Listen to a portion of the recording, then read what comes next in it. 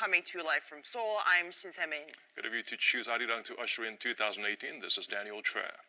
Normally, I'm not up this late at night, but you never want to miss out on welcoming a new year. And then for the next hour, we will be looking back at the highlights and some of the low points of this year, and we're about to bid adieu to. We appreciate you fighting off the Sandman to be here with us. Before we dive right into our lineup, let's begin by first checking on how people here in Korea are prepping to wrap up their year, as we're exactly half an hour away from welcoming in a brand new one. And let's get a sense of what it's like outside of the studio, more specifically the traditional Bosingak Pavilion, where the annual bell ringing ceremony is taking place. And for that, we connect to our Kim Hye-sung, standing by there for us tonight, braving the cold. Hye-sung, we hope there's enough BTUs of heat to keep you warm there with all the people out there. Do you give us a sense of what the festivity you're soaking in there right now?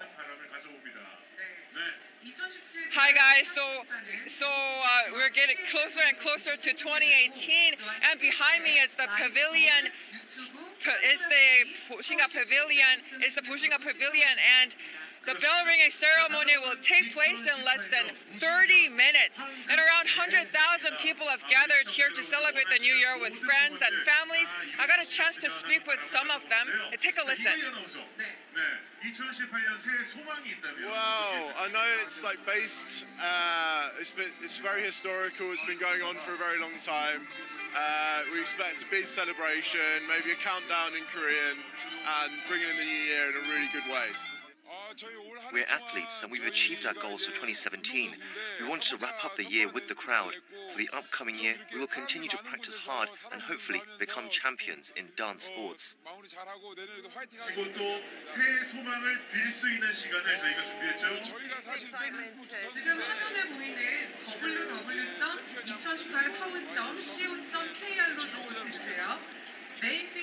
And the excitement is probably contagious over there as the crowd grows. So some of our viewers may not be familiar with the annual event, so do shower us with more details. Hi guys, the ceremony has actually just begun. It's going to be a night full of performances, including a rock band. And of course, the highlight of today's ceremony is the bell ringing ceremony that kicks off at midnight. It holds a special meaning here in Korea. The bell was built in the 14th century, and the bell will be rung 33 times, wishing prosperity and peace for the nation and its people. 5 city government officials, including the Seoul mayor, and 11 citizen representatives will ring the bell. They include 89-year-old Lee Yong-soo, who actively spoke out about her experience during Japan's colonial rule of Korea as one of the so-called comfort women, and Korean-Nigeria model Han Hyun-min. One thing to note, traffic around the area will be restricted between 11 p.m. and 1:30 a.m.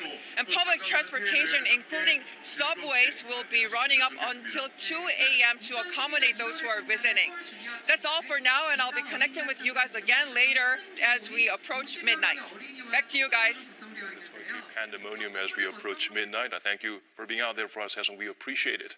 Now, in the domestic political arena, it was an unprecedented transition period for South Korea.